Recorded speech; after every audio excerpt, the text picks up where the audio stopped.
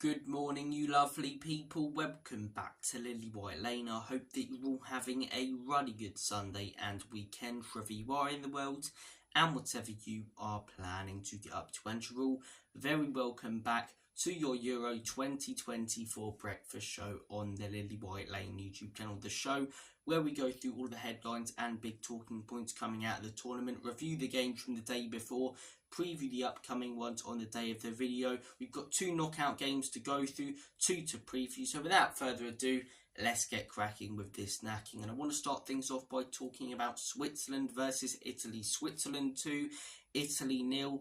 That was the full-time score yesterday. And the worst thing from an Italy perspective and point of view is that it wasn't a shock. In years gone by, Switzerland knocking Italy out in the round of 16 is a massive headline. It's a major shock, whereas yesterday I expected it. I've watched Italy in this tournament. I've watched Switzerland in this tournament. Switzerland looked fantastic in their group. Really, really good performance against Hungary. Unlucky not to get the win against Scotland. And then, very, very tough game against Germany, but they nearly won it.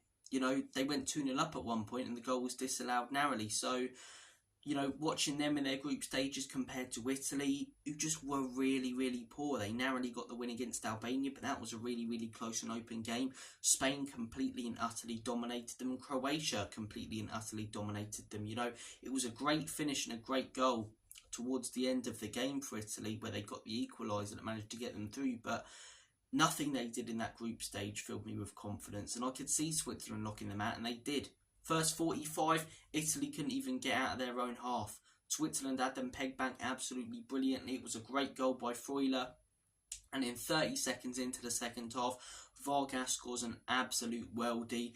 And 2-0, as soon as Switzerland scored that second, I didn't see a way back for the Italians. I really didn't. They were so poor in that first half. They've been so poor in their group stages. I thought that was them gone. And it was. They barely posed a threat to Switzerland in that second half. The closest they got to a goal was a Switzerland own goal that hit the post.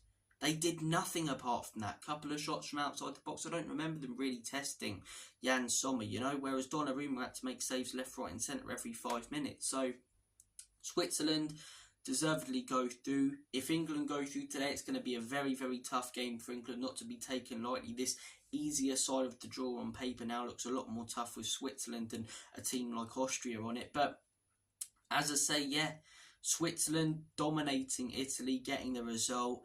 Italy, they're just lacking stars at the minute, aren't they? They've got some really good players, Barella, Bastoni, but where are the Pirlos?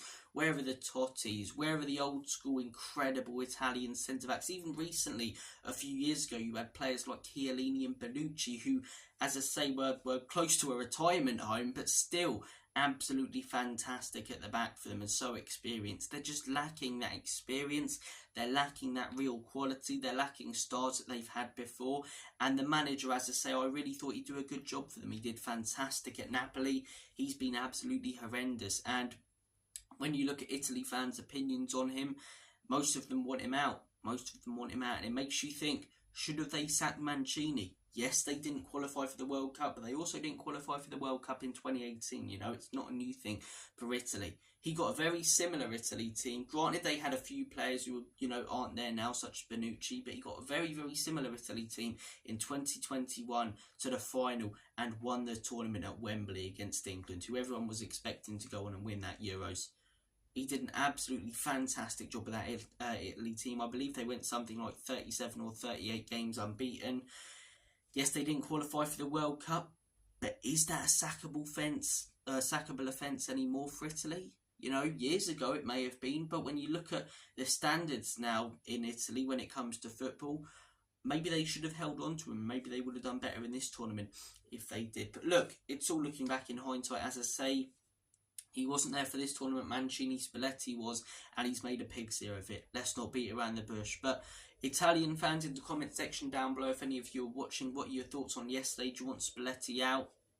Switzerland fans, if you're watching, how buzzing are you with yesterday's result? Fair play to you. Some great fans, some really, really good players. Underrated, as I say, to go through in the group stages. You've got Akanji, you've got Sommer, you've got Freuler, who's fantastic for you, and Bolo up top. Xhaka, one of the best midfielders in the world right now, and I don't say that lightly. So, Switzerland, fair play, as I say, I say best of luck, worst of luck in the quarterfinals, sadly. But if they do go through and England do go out, if they beat Slovakia in the quarterfinals to Switzerland, will be going out to a top quality team. So look, fair play to the Swiss. Moving on to the second game yesterday, Germany versus Denmark. Game started quick. Germany with a fair few chances early on, dominating. It looked like it could have been quite a heavy win for the Germans, but Denmark started to get back into the game. As I say, they weathered the storm before an actual storm hit the stage, and lightning struck, and the players had to be taken off the pitch. Utter woke nonsense. You know, a bit of lightning never hurt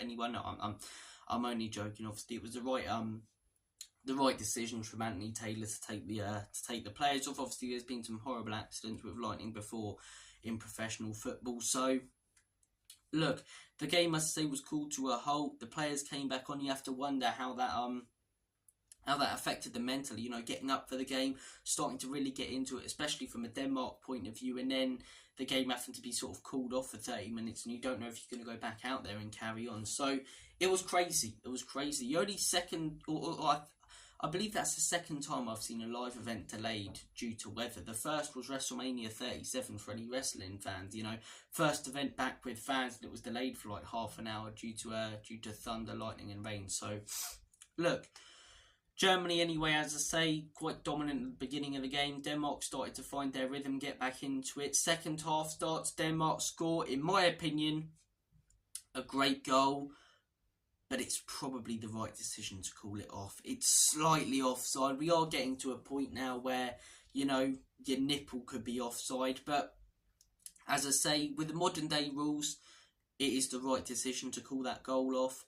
I don't agree with the modern rules in football, though. One, because I barely understand them. And two, because, you know, offside by a toe or a nipple or an inch or something, I really don't like it. I really don't like it. I believe to be offside, you've got to have one boot or your head or at least a fair bit of you offside, not your toe or like one of your chest hairs or something. It's a bit stupid, really, innit? But anyway, you got to feel for Anderson, because then Germany go up the other pitch, they smash it against his hand, which in my opinion is not a handball. It's not a handball. Again, modern day rules, it probably is, but how is that a handball? He's turned, right? He's got his right hand behind his back, and it's smashed against him. What happened to ball to hand, eh? What happened to that? Made a lot of sense, you know. There's nothing deliberate about handling the ball there. Does it sort of slow down the ball and affect the move? Yes, but substantially, no. I don't like those type of decisions. Isn't it funny, though, that Anthony Taylor gets involved in the Euros and VAR is running so smoothly? In two of the games that he's involved in, there's two very controversial VAR decisions. I know that it wasn't really his choice to give the penalty, and, you know, it was VAR that called him over, and of course he's not going to, you know, say no. Like any referee, a lot of them are cowards in that sense. But, as I say, he's not going to stick with his own decision. But, yeah, a lot of positives when it comes to the system and VAR in this tournament. It's shown that the system can be operated well, but there's still certain things that need to be worked on.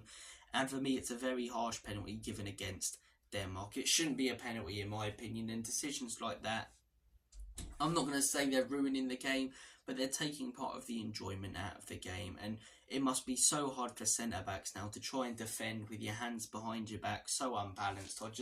I really don't envy defenders in today's game with the new VAR rules. But look, that's my take on it. Germany slot away the penalty. It's a brilliant penalty from Kai Havertz. And from there, as I say, Denmark sort of lose their rhythm. But Germany, you've got to give credit to the Germans, despite that decision and my take on it. They have so much quality in that team. They look so well balanced, so well structured, and for the rest of the game, they were a joy to watch. Musiala scoring a fantastic goal. That kid plays like he's down the park with his mates at 15 years of age for Germany at the Euros. He's absolutely incredible. It's a real shame that England didn't get him, but I bet you any money we'd have problems about fitting him in like we do, you know, that no other country does. But great goal from Musiala, but as I say, that Germany team looks so structured. Such a solid defence. You've got Kroos And not Goretzka, you've got Kroos and Kimmich, as I say, holding up the midfield. Kimmich is your sort of box to box, Kroos is your deep line playmaker.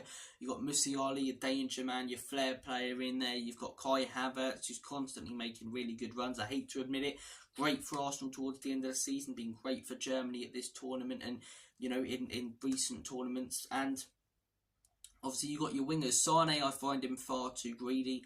I really do. He's very much like Sterling.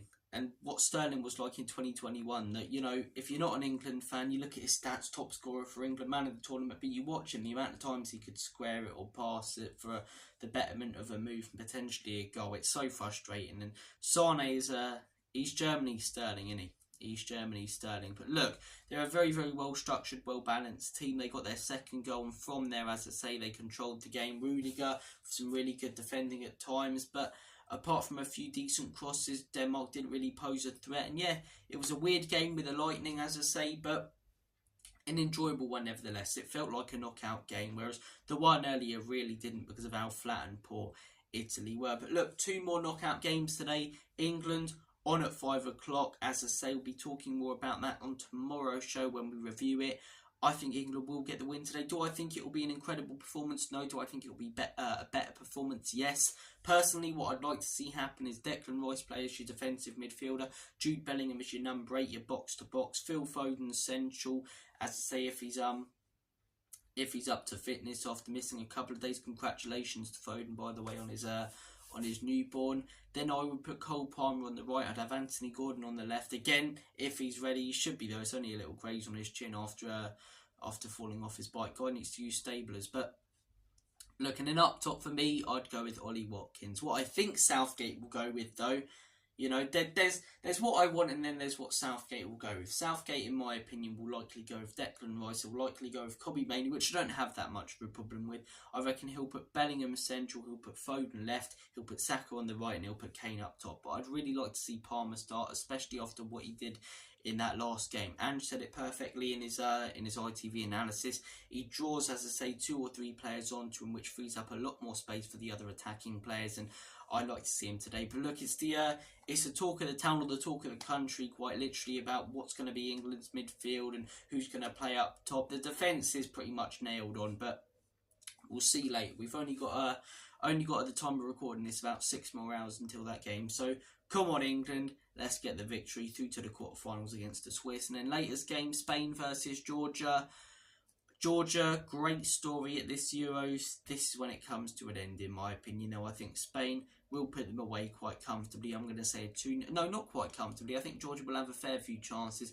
I don't see them scoring. I'm saying Spain win this game 2-0. But I think the Georgians, as I say, if they go out now, they can be very, very proud of their nation. You know, great performance against Turkey. Very unlucky to lose there. Should have won against Czech Republic. And then just outstanding against Portugal, weren't they? But look, more Euros action today, more tomorrow, more on Tuesday. I'm loving the knockout stages so far. I hope that you guys are as well. Make sure, if you're new here, to smash that subscribe button, give it a rocky right hook, hit that like button as hard as you possibly can, tap the notification bell so you'll be let know and notified every single time we upload a new piece of Spurs, Euros or football content. Take care of yourselves, all the best, have a smashing rest of your day, and as always, come on you Spurs. Enoch can leave you out. In Big Ange we trust. Come on, England.